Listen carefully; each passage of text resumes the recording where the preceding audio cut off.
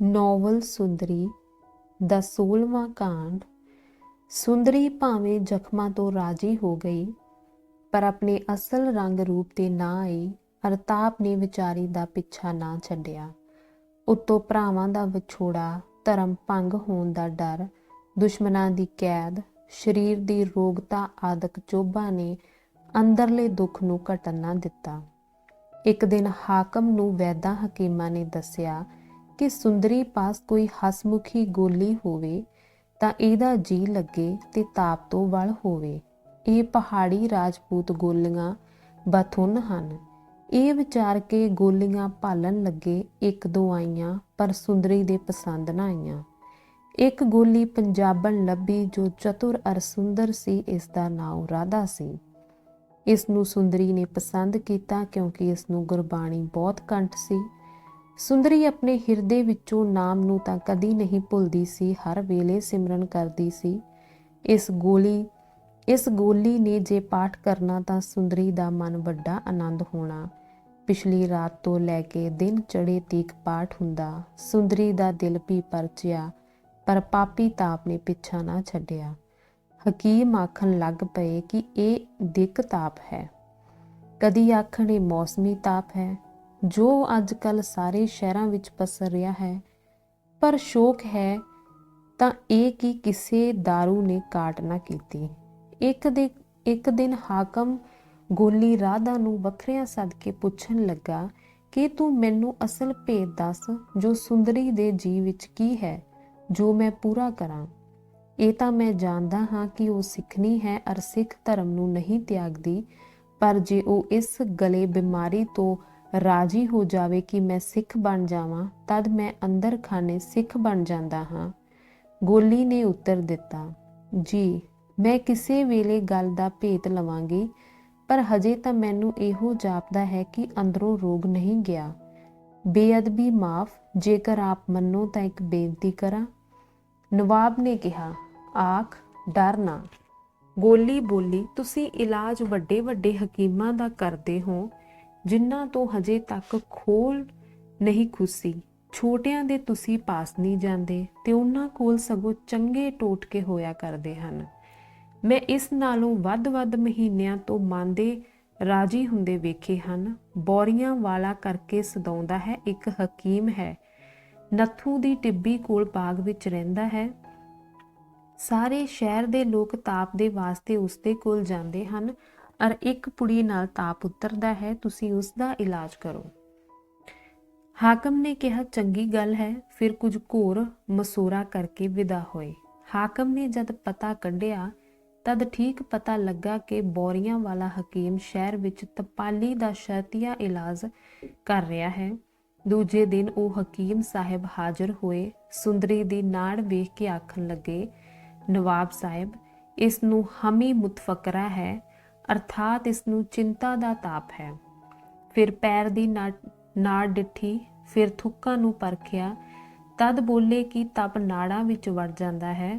ਰਾਜੀ ਤਾਂ ਮੈਂ ਕਰ ਲਊਂ, ਪਰ ਸ਼ਹਿਰ ਦੀ ਹਵਾ ਮੁਤਫਨ ਹੈ। ਇਸ ਨੂੰ ਕਿਤੇ ਖੁੱਲ੍ਹੇ ਮੈਦਾਨ ਵਿੱਚ ਪਾਣੀ ਦੇ ਕੰਢੇ ਲੈ ਚੱਲੋ, ਫਿਰ ਰਾਜੀ ਹੋ ਜਾਓ। ਹਾਕਮ ਸਾਹਿਬ ਬੋਲੇ, ਜਿੱਥੇ ਆਖੋ ਲੈ ਚੱਲੀਏ। ਹਕੀਮ ਸਾਹਿਬ ਬੋਲੇ, ਜੇਕਰ ਸਮੁੰਦਰ ਦਾ ਕਿਨਾਰਾ ਹੋਵੇ ਤਾਂ ਬਹੁਤ ਚੰਗਾ, ਨਹੀਂ ਤਾਂ ਕਿਸੇ ਝੀਲ ਦੇ ਕੰਢੇ ਹੀ ਸਹੀ। ਜੇਕਰ ਇਹ ਵੀ ਨਾ ਹੋਵੇ ਤਦ ਬਿਆਸਾਂ ਦੇ ਕੰਢੇ ਹੀ ਲੈ ਚੱਲੋ। ਫਿਰ ਹਕੀਮ ਜੀ ਨੇ 100 ਕੁ ਰੁਪਏ ਦੇ ਮੋਤੀ ਦੇ ਕੁਝ ਸੰਗਯਥਸ ਸਾੜਿਆ, ਕੁਝ ਸੰਦਲ ਰਗੜਵਾਇਆ, ਗੁੱਲੀਆਂ ਮਰਵਾਈਆਂ, ਕੁਝ ਦਵਾ ਕੋਲ ਪਾਈ। ਦਵਾ ਬਣਾ ਕੇ ਉਸ ਵਿੱਚੋਂ 3 ਪੁੜੀਆਂ ਦੇ ਗਏ। ਉਸ ਦਿਨ ਤਪ ਕੁਝ ਰੁਕ ਗਿਆ। ਹਕੀਮ ਜੀ ਦੀ ਇੱਜ਼ਤ ਬਣ ਗਈ। ਉਸ ਦਿਨ ਹੀ ਤੰਬੂ ਕਨਾਤਾਂ ਤੇ ਲਟਾਪਟ ਚੋਖੇ ਸਵਾਰ ਹਾਕਮ ਸਾਹਿਬ ਆਪ ਸੁੰਦਰੀ ਤੇ ਗੋਲੀਆਂ ਬਾਂਦੀਆਂ ਬਿਆਸਾਂ ਦੇ ਕਿਨਾਰੇ ਅੱਪੜੀਆਂ। 3 ਦਿਨਾਂ ਵਿੱਚ ਪਰਖਰੀ ਹਵਾ ਦੇ ਅਸਰ ਨਾਲ ਸੁੰਦਰੀ ਦੀ ਕਾਇਆ ਪਲਟ ਹੋਣ ਲੱਗ ਪਈ। ਹਕੀਮ ਸਾਹਿਬ ਬੋਲੇ ਕਿ ਅਗਰ ਕਿਸੇ ਝੰਬ ਤੇ ਚੱਲੋ ਤਦ ਬਹੁਤ ਲਾਭ ਪਹੁੰਚੇ। ਬਹੁਤ ਸੋਚ ਵਿਚਾਰ ਮਗਰੋਂ ਕਾਨੂੰ ਵਾਣ ਦਾ ਝੰਬ ਪਸੰਦ ਆਇਆ। ਤੀਜੇ ਦਿਨ ਉੱਥੇ ਡੇਰੇ ਜਾ ਲੱਗੇ। ਇੱਥੇ ਤਾਂ ਸੁੰਦਰੀ ਸੱਚਮੁੱਚ ਸੁੰਦਰੀ ਬਣਨ ਲੱਗ ਗਈ। ਇੱਕ ਦਿਨ ਹਾਕਮ ਸਾਹਿਬ ਸੁੰਦਰੀ ਨੂੰ ਆਨੰਦ ਵਿੱਚ ਬੈਠਿਆਂ ਦੇਖ ਕੇ ਪਾਸ ਆ ਗਏ। ਅਰ ਮਸਾਲੇ ਲਾ ਲਾ ਕੇ ਲੱਗੇ ਗੱਲਾਂ ਕਰਨ। ਸੁੰਦਰੀ ਇੱਕ ਗੰਭੀਰ ਨਿਆਇਕਰਤਾ ਵਾਂਗੂ ਸੁਣਦੀ ਰਹੀ। ਛੇਕੜ ਬੋਲੀ ਕਿ ਨਵਾਬ ਸਾਹਿਬ, ਮੈਂ ਲੋਕਾਂ ਵਰਗੀ ਨਾਸ਼ੁਕਰੀ ਨਹੀਂ ਹਾਂ।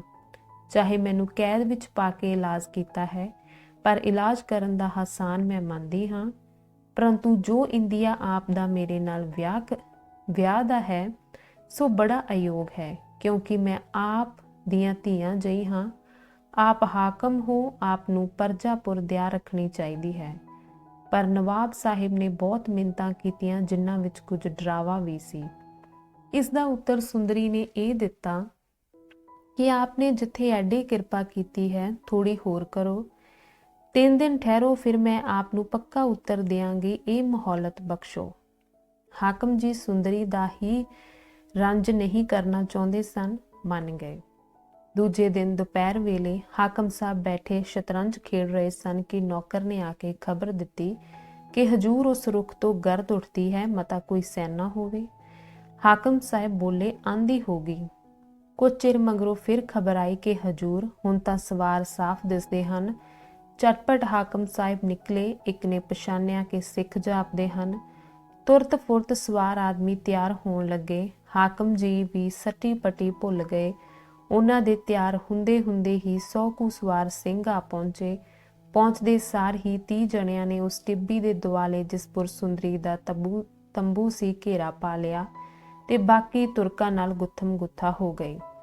ਸਿੱਖਾਂ ਦੇ ਆਗੂ ਬਲਵੰਤ ਸਿੰਘ ਨੇ ਲਲਕਾਰ ਕੇ ਕਿਹਾ ਕਿ 200 ਤੁਰਕ ਤੇ 100 ਸਿੰਘ ਹਾਂ, ਆਓ ਇੱਕ ਲੜਾਈ ਤਾਂ ਕਰ ਲਵੋ। ਤੁਰਕਾਂ ਦਾ ਧਿਆਨ ਇੱਧਰ ਜਾ ਪਿਆ। ਉੱਧਰ ਤੰਬੂ ਵਿੱਚੋਂ ਸੁੰਦਰੀ ਨਿਕਲੀ। ਭਰਾਵਾਂ ਨੂੰ ਦੇਖ ਕੌਲ ਫੁੱਲ ਵਾਂਗੂ ਖਿੜ ਗਈ। ਇਹ ਵੇਲਾ ਵੀ ਇੱਕ ਵੱਡੀ ਫੁਰਤੀ ਦਾ ਸੀ। ਸੁੰਦਰੀ ਲਈ ਘੋੜਾ ਨੇੜੇ ਹੀ ਬੱਧਾ ਸੀ। ਅਰਬੋਰੀਆਂ ਵਾਲਾ ਹਕੀਮ, ਜੋ ਅਸਲ ਵਿੱਚ ਭਾਈ ਬਿਜਲਾ ਸਿੰਘ ਸੀ, ਦੋਹਾਂ ਜਣਿਆਂ ਨੇ ਘੋੜੇ ਤੇ ਕਾਠੀ ਪਾਈ। ਸੁੰਦਰੀ ਅਸਵਾਰ ਹੋ ਗਈ। ਇੱਕ ਘੋੜਾ ਕਿਸੇ ਤੁਰਕ ਦਾ ਖੋਲ ਲਿਆਏ। ਇਸ ਪਰ ਧਰਮ ਕੌਰ ਚੜ੍ਹ ਬੈਠੀ। ਹੁਣ ਇਹਨਾਂ ਨੇ ਤਾਂ ਕੂਚ ਬੋਲੀ ਤੇ ਬਾਕੀ ਦੇ ਸਿੱਖ ਤੁਰਕਾਂ ਨਾਲ ਜੁਟੇ ਰਹੇ। ਉਧਰ ਹਾਕਮ ਸਿੱਖਾਂ ਦੇ ਹੱਥ ਕੰਡਿਆਂ ਤੋਂ ਪੱਕਾ ਵਾਕਿਫ ਸੀ ਅਰ ਬਹੁਤ ਵੇਰੀ ਇਹਨਾਂ ਦੇ ਹੱਥ ਵੇਖ ਚੁੱਕਾ ਸੀ। ਉਹ ਇਸ ਗੱਲ ਨੂੰ ਪਹਿਲਾਂ ਹੀ ਤਾੜ ਗਿਆ ਸੀ। 50 ਕੁ ਅਸਵਾਰ ਸਾਥੀ ਤਿਆਰ ਲੈ ਕੇ ਇੱਕ ਨੁਕਰੇ ਤੱਕ ਰਿਹਾ ਸੀ। ਇੱਧਰੋਂ ਸੁੰਦਰੀ ਦਾ ਤੰਬੂ ਹਿੱਲਿਆ, ਉਧਰੋਂ ਇਹ ਉਧਰ ਨੂੰ ਵਧਿਆ। ਇੱਥੇ ਤਲਵਾਰ ਵੱਡੇ ਜ਼ੋਰ ਦੀ ਚੱਲੀ ਅਰ 20 ਤੁਰਕ ਤੇ 2 ਕੁ ਸਿੰਘ ਕੰਮ ਆਏ। ਹਾਕਮ ਝਈਆ ਲੈ ਕੇ ਪਵੇ, ਪਰ ਸਿੰਘਾਂ ਦੀ ਲੋਹ ਮਈ ਕਰੜਾਈ ਅੱਗੇ ਰਹਿ ਜਾਵੇ। ਬਲਵੰਤ ਸਿੰਘ ਨੇ ਤਾੜਿਆ ਕਿ ਵਿਉਂਤ ਉਲਟੀ ਪਈ। ਛੇਤੀ ਨਾਲ ਖਾਲਸੇ ਨੂੰ ਇੱਕ ਬੋਲੀ ਦੇ ਕੇ ਉਸ ਘਮਸਾਨ ਵਿੱਚੋਂ ਕੱਢਦਾ ਹੈ। ਉੱਤਰ ਰੁੱਖ ਮੂੰਹ ਧਰਦਾ। ਬਿਜਲੀ ਦੀ ਫੁਰਤੀ ਵਾਂਗੂ ਲਗਾਮ ਮੋੜ ਝੱਟ ਸੁੰਦਰੀ ਦੀ ਰੱਖਿਆ ਨੂੰ ਪਹੁੰਚਿਆ। ਹੁਣ ਹਾਕਮ ਨੂੰ ਜਿੰਦ ਬਚਾਉਣੀ ਔਖੀ ਹੋ ਗਈ, ਪਰ ਭਾਗਾਂ ਨੂੰ ਬਾਕੀ ਦੇ ਤੁਰਕ ਵੀ ਉਸ ਦੀ ਸਹਾਇਤਾ ਨੂੰ ਅੱਪੜ ਪਏ। ਹੁਣ ਤਾਂ ਖਿਚੜੀ ਵਾਂਗੂ ਸਿੱਖ ਤੇ ਤੁਰਕ ਜੁਟ ਪਏ। ਬਲਵੰਤ ਸਿੰਘ ਨੇ ਸੋਚਿਆ ਕਿ ਬਾਜੀ ਗਈ, ਹਾਰਾਂਗੇ ਤਾਂ ਨਹੀਂ, ਪਰ ਸੁੰਦਰੀ ਨਾ ਬਚੀ। ਇਹ ਤਾੜ ਕੇ ਜ਼ੋਰ ਨਾਲ ਖਾਲਸੇ ਨੂੰ ਗੁੱਥਾ ਕਹਿ ਕੇ ਅਜਿਹਾ ਪੈਂਤੜ ਬਦਲਿਆ ਕਿ ਸਿੰਘ ਲੜਦੇ ਮਾਰਦੇ ਘੁੰਮਣ ਘੇਰੀ ਵਿੱਚ ਦੇ ਤੀਲਿਆਂ ਵਾਂਗੂ ਇਕੱਠੇ ਹੁੰਦੇ ਹੁੰਦੇ ਇੱਕ ਪਿੰਡਾਕਾਰ ਦੀ ਤਰ੍ਹਾਂ ਹੋ ਗਏ। ਹੁਣ ਇੱਕ ਕਤਾਰ ਅੱਗੇ ਹੋ ਕੇ ਲੜਦੀ ਤੇ ਪਿਛਲੀਆਂ ਪਿੱਛੇ ਕਦਮ ਸੁੱਟਦੀਆਂ ਗਈਆਂ ਕਿ ਬਲਵੰਤ ਸਿੰਘ ਦੇ ਮੂੰਹੋਂ ਹਰਨ ਸ਼ਬਦ ਨਿਕਲਿਆ। ਫਿਰ ਤਾਂ ਸਿੰਘਾਂ ਦੇ ਘੋੜੇ ਹਵਾ ਵਾਂਗੂ ਨੱਠੇ। ਇਸ ਨੱਠ ਵਿੱਚ ਹਾਕਮ ਦੇ ਲਾਗੇ ਹੋਈ ਬਿਜਲਾ ਸਿੰਘ ਤੇ ਸੁੰਦਰੀ ਨਸੇ। ਹਾਕਮ ਨੇ ਦਿਲ ਖੋਲ ਕੇ ਤਲਵਾਰ ਵਗਾਈ। ਬਿਜਲਾ ਸਿੰਘ ਦਾ ਘੋੜਾ ਤਾਂ ਨਿਕਲ ਗਿਆ, ਪਰ ਸੁੰਦਰੀ ਨੂੰ ਤਲਵਾਰ ਪੇਟ ਦੇ ਉੱਤੋਂ ਦੀ ਛੋ ਕੇ ਪੱਟ ਨੂੰ ਲੱਗੀ। ਸੱਟ ਦੇ ਖੜਾਕ ਨੇ ਘੋੜੇ ਨੂੰ ਬਹੁਤ ਨਠਾਇਆ ਅਰ ਸੁੰਦਰੀ ਨਿਕਲ ਕੇ ਭਰਾਵਾਂ ਵਿੱਚ ਪਹੁੰਚ ਗਈ। ਪੀੜ ਨਾਲ ਬੇਤਾਬ ਸੀ, ਪਰ ਡਾਢੇ ਹੱਠ ਨਾਲ ਇੱਕ ਹੱਥ ਢਿੱਡ ਪੁਰ ਧਰੀ ਤੇ ਲਗਾਮਾਂ ਸੁੱਟੀ ਵਗੀ ਗਈ। ਲਹੂ ਦੀ ਧਾਰ ਉੱਤੇ ਬਲਵੰਤ ਸਿੰਘ ਦੀ ਨਜ਼ਰ ਪਈ। ਇੱਕ ਪਲਾਕੀ ਮਾਰ ਕੇ ਆਪਣੇ ਘੋੜਿਓਂ ਭੈਣ ਦੇ ਘੋੜੇ ਦੇ ਪਿੱਛੇ ਜਾ ਡਟਿਆ ਅਰ ਭੈਣ ਨੂੰ ਸੰਭਾਲ ਕੇ ਘੋੜੇ ਨੂੰ ਅੱਡੀ ਲਾ ਖਾਲਸੇ ਸਮੇਤ ਬਣ ਵਿੱਚ ਜਾ ਧਸਿਆ। ਇੱਧਰ ਬਹਾਦਰ ਦਾ ਖਾਲੀ ਘੋੜਾ ਵੀ ਨਾਲ ਹੀ ਦੌੜੀ ਗਿਆ। ਪਿੱਛੋਂ ਹਾਕਮ ਸਾਹਿਬ ਵੀ ਹੱਥ ਮਲਦੇ ਜ਼ਖਮੀ ਸਿਪਾਹੀਆਂ ਸਣੇ ਆਪਣੇ ਸ਼ਹਿਰ ਨੂੰ ਮੁੜੇ। ਬਣ ਵਿੱਚ ਅੱਗੇ ਖਾਲਸੇ ਦੀ ਉਡੀਕ ਹੋ ਰਹੀ ਸੀ। ਜਾਦੇ ਪਹੁੰਚੇ ਤਦ ਬੜੇ ਆਨੰਦ ਹੋਏ, ਪਰ ਸੁੰਦਰੀ ਦੇ ਘਾਉ ਦੇਖ ਕੇ ਜੀਆਂ ਨੂੰ ਖੋ ਪਈ। ਸਰਦਾਰ ਸ਼ਾਮ ਸਿੰਘ ਨੇ ਇੱਕ ਚੰਗੀ ਸਾਏ ਵਾਲੀ ਥਾਂ ਘਾਹ ਦੇ ਬਿਸਤਰੇ ਪਰ ਸੁੰਦਰੀ ਨੂੰ ਲਟਾਇਆ। ਘਾਵਾਂ ਉੱਤੇ ਤੇਲ ਪਾ ਕੇ ਪੱਟੀ ਬੰਨ੍ਹੀ। ਪੱਟ ਦਾ ਜ਼ਖਮ ਤਾਂ ਕਾਬੂ ਆ ਗਿਆ, ਪਰ ਪੇਟ ਦਾ ਘਾਉ ਭਾਵੇਂ ਆਂਦਰਾਂ ਨੂੰ ਤਾਂ ਨਹੀਂ ਸੀ ਕੱਟ ਗਿਆ, ਪਰੰਤੂ ਲਹੂ ਇੰਨਾ ਜਾਰੀ ਸੀ ਕਿ ਬੰਦ ਨਾ ਹੋਣ ਚਾਵੇ। ਸੁੰਦਰੀ ਹੋਸ਼ ਵਿੱਚ ਤਾਂ ਸੀ, ਪਰ ਪੀੜ ਕਰਕੇ ਨਿਰਬਲ ਸੀ। ਉਸ ਵੇਲੇ ਕੁਝ ਸਿੰਘ ਇੱਕ ਪਿੰਡ ਵਿੱਚ ਗਏ ਔਰ ਉੱਥੋਂ ਇੱਕ ਸਿਆਣੇ ਜ਼ਰਾ ਨੂੰ ਬਦੋ-ਬਦੀ ਫੜ ਲਿਆਏ। ਇਸ ਪੁਰਖ ਨੇ ਜ਼ਖਮ ਸੀਤਾ ਤੇ ਬੰਦੋਬਸਤ ਸੁਖਤਾ ਕੀਤਾ। ਸੁੰਦਰੀ ਭਾਵੇਂ ਅਤ ਦੁਖੀ ਸੀ, ਪਰ ਛੁਟਕਾਰੇ ਦੀ ਖੁਸ਼ੀ ਕਰਕੇ ਆਨੰਦ ਸੀ। ਰਾਤ ਸੁੰਦਰੀ ਨੂੰ ਤਾਪ ਚੜ ਗਿਆ। ਦਿਨੇ ਕੁਝ ਵੱਲ ਹੋ ਗਈ, ਪਰ ਨਿਢਾਲ ਬਹੁਤ। ਸਿਆਣੇ ਹਕੀਮ ਪਾਸ ਨਾ ਹੋਣ ਕਰਕੇ ਸੁੰਦਰੀ ਦੇ ਘਾਵਾਂ ਦੀ ਗੌਹ ਨਾ ਹੋ ਸਕੀ। ਉਹਨਾਂ ਵਿੱਚ ਵਿਉ ਉਤਪਤ ਹੋ ਗਈ। ਦਿਨੋਂ ਦਿਨ ਤਾਕਤ ਘਟਦੀ ਵੇਖ ਕੇ ਸੁੰਦਰੀ ਜੀ ਵਿੱਚ ਲੱਖਣ ਲੱਗੀ ਕਿ ਹੁਣ ਅੰਤ ਨੇੜੇ ਹੋ। ਇਸ ਦੀ ਨਤਾਕਤੀ ਵੱਲੋਂ ਨਿਕਟ ਵਰਤੀਆਂ ਦੇ ਕਲੇਜੇ ਕੰਬਣ ਲੱਗੇ। ਇਸ ਨਿਰਾਸ਼ਤਾ ਵਿੱਚ ਬਿਜਲਾ ਸਿੰਘ ਜੀ ਦੀ ਦਨਾਈ ਨਾਲ ਉਹ ਹਕੀਮ ਸਾਹਿਬ ਫੜ ਕੇ ਲਿਆਂਦੇ ਗਏ ਕਿ ਜਿਨ੍ਹਾਂ ਨਵਾਬ ਦੇ ਮਹਿਲਾਂ ਵਿੱਚ ਸੁੰਦਰੀ ਦੇ ਘਾਉ ਸੀਤੇ ਸਨ। ਇਹਨਾਂ ਵਗਾਰੀ ਫੜਿਆਂ ਨੇ ਕੀ ਦਰਦ ਕਰਨਾ ਸੀ, ਪਰ ਫਿਰ ਵੀ ਜਿੰਦ ਦੇ ਡਰ ਪਿੱਛੇ ਆਪਣੇ ਵੱਲੋਂ ਬਥੇਰੀ ਵਾਹ ਲਾ ਥੱਕੇ। ਸੁੰਦਰੀ ਦਾ ਚਿਹਰਾ ਐਡੇ ਦੁੱਖ ਵਿੱਚ ਵੀ ਖੁਸ਼ ਸੀ। ਹਰ ਵੇਲੇ ਖਿੜੀ ਹੋਈ ਜਾਪਦੀ। ਪੀੜ ਹੁੰਦੀ ਪਰ ਹਾਏ ਨਾ ਕਰਦੀ। ਤਪ ਚੜ੍ਹਦਾ ਪਰ ਬਿਸਬਰੀ ਨਾ ਹੁੰਦੀ। ਇਸ ਦੇ ਚਿਹਰੇ ਵਿੱਚ ਗੁਰੂ ਸਾਹਿਬ ਦੇ ਚਰਨਾਂ ਦੀ ਪ੍ਰੀਤ ਸੀ। ਉਸ ਪ੍ਰੀਤ ਦੇ ਕਾਰਨ ਉਹ ਜਾਣਦੀ ਸੀ, ਸਗੋਂ ਉਸ ਲਈ ਇਹ ਪ੍ਰਗਟ ਨਿਸ਼ਚਾ ਸੀ ਕਿ ਮੈਂ ਗੁਰੂ ਦੀ ਹਾਂ, ਗੁਰੂ ਅੰਗ ਸੰਗ ਹਨ ਅਰ ਕਿਸੇ ਵੇਲੇ ਵੱਖ ਨਹੀਂ। ਜਿਉਣਾ ਮੌਤ ਦੋ ਦਸ਼ਾ ਹਨ, ਕੋਈ ਦੋ ਵਸਤਾ ਨਹੀਂ। ਦੋਹਾਂ ਹਾਲਤਾਂ ਵਿੱਚ ਜਦ ਪ੍ਰੀਤ ਹੈ ਤਾਂ ਦੁੱਖ ਕਿੱਥੇ। ਸਰੀਰ ਨੂੰ ਸਰੀਰ ਰਹੇ ਤੇ ਨਾਮ ਜਪੇ ਤਾਂ ਹਰਮੰਦਰ ਸਮਝਦੀ ਸੀ, ਪਰ ਜਦ ਤਿਆਗਣਾ ਪਵੇ ਤਾਂ ਇਸ ਨੂੰ ਖਲੜਾ ਜਾਣਦੀ ਸੀ ਅਰ ਇਸ ਦੇ ਤਿਆਗ ਜਾਂ ਗਹਿਰਨ ਤੋਂ ਦੁਖੀ ਸੁਖੀ ਨਹੀਂ ਸੀ ਹੁੰਦੀ। ਸੁੰਦਰੀ ਦੀ ਨਤਾਕਤੀ ਪੈਰੋ ਪੈਰ ਵੱਧਦੀ ਗਈ ਅਰ ਉਸ ਦੇ ਹਤੈਸ਼ੀਆਂ ਨੂੰ ਨਿਰਾਸ਼ਤਾ ਜਿਹੀ ਹੋਣ ਲੱਗ ਪਈ। ਇੱਕ ਦਿਨ ਬਲਵੰਤ ਸਿੰਘ ਨੇ ਕਿਹਾ, ਭੈਣ ਜੀ ਕੋਈ ਵਾਸ਼ਨਾ ਹੋਵੇ ਤਾਂ ਦੱਸੋ। ਸੁੰਦਰੀ ਬੋਲੀ, ਤੇਥੋਂ ਵਾਰੀ ਮੇਰੇ ਵੀਰ, ਮੇਰੀ ਵਾਸ਼ਨਾ ਕੋਈ ਬਾਕੀ ਨਹੀਂ, ਕਿਉਂਕਿ ਨਾ ਇਹ ਮਨ ਰਸਾਂ ਵਿੱਚ ਪਿਆ, ਨਾ ਤ੍ਰਿਸ਼ਨਾ ਆਈ। ਜਦ ਤ੍ਰਿਸ਼ਨਾ ਦੂਰ ਰਹੀ ਤਦ ਵਾਸ਼ਨਾ ਕਿੱਥੇ, ਅਰ ਵਾਸ਼ਨਾ ਰਹੇ ਵੀ ਕਿਸ ਦੀ। ਗ੍ਰਹਿਸਤ ਦੀ ਖੁੱਬਨ ਤੋਂ ਗੁਰੂ ਨੇ ਬਚਾਈ ਰੱਖਿਆ ਹੈ। ਧਨ ਤੋਂ ਜਿਉ ਉਪਰਾਮ ਹੈ। ਬਿਨਾਂ ਗੁਰੂ ਦੇ ਕਿਸੇ ਨਾਲ ਮੋਹ ਨਹੀਂ ਫੁਰਦਾ, ਤੇ ਉਹ ਆਨੰਦ ਦਾਤਾ ਅੰਦਰ ਬੈਠਾ ਹੈ, ਪਰ ਉਸਦੇ ਚਰਨਾਂ ਦੀ ਧੂੜ ਵਿੱਚ ਅਜਿਹਾ ਮਸਤ ਹੈ। ਮਨ ਉਸਦੇ ਚਰਨਾਂ ਦੀ ਧੂੜ ਵਿੱਚ ਅਜਿਹਾ ਮਸਤ ਹੈ ਕਿ ਉਸ ਰਸ ਨੂੰ ਛੱਡਦਾ ਨਹੀਂ। ਸੋ ਵੀਰ ਜੀ, ਜਦ ਆਪਣੀ ਮੁਰਾਦ ਆਪਣੀ ਬੁੱਕਲ ਵਿੱਚ ਹੋਵੇ ਤਾਂ ਮਨ ਕਿਧਰੇ ਜਾਵੇ ਤੇ ਵਾਸ਼ਨਾ ਕਾਹਦੀ ਫੁਰੇ। ਹਾਂ ਵੀਰ ਜੀ, ਇੱਕ ਸੰਕਲਪ ਕਿਸੇ ਵੇਲੇ ਫੁਰਦਾ ਹੈ। ਉਹ ਇਹ ਕਿ ਮਹਾਰਾਜ ਸ਼੍ਰੀ ਗੁਰੂ ਗ੍ਰੰਥ ਸਾਹਿਬ ਜੀ ਦਾ ਪ੍ਰਕਾਸ਼ ਹੋਵੇ ਅਰ ਇੱਕ ਰਸ ਸਾਰਾ ਪਾਠ ਸੁਣਾ ਤੇ ਇਸ ਨਿਰਬਲ ਦੇਹੀ ਨਾਲ ਰੱਜ ਕੇ ਮੱਥਾ ਟੇਕਾਂ, ਪਰ ਇਹ ਗੱਲ ਔਖੀ ਦੱਸਦੀ ਹੈ, ਇਸ ਕਰਕੇ ਸੰਕਲਪ ਦਾ ਤਿਆਗ ਕੀਤਾ ਹੈ। ਬਲਵੰਤ ਸਿੰਘ, ਭੈਣ ਜੀ ਆਪ ਫਿਕਰ ਨਾ ਕਰੋ, ਇਹ ਗੱਲ ਔਖੀ ਨਹੀਂ ਹੈ, ਇਸ ਦਾ ਬੰਨ ਨੂੰ ਝੰਮਦੇ ਹੀ ਵੱਜ ਜਾਏਗਾ। ਸੁੰਦਰੀ ਬੋਲੀ, ਅੱਖਾਂ ਵਿੱਚ ਅਥਰੂ ਆ ਗਏ।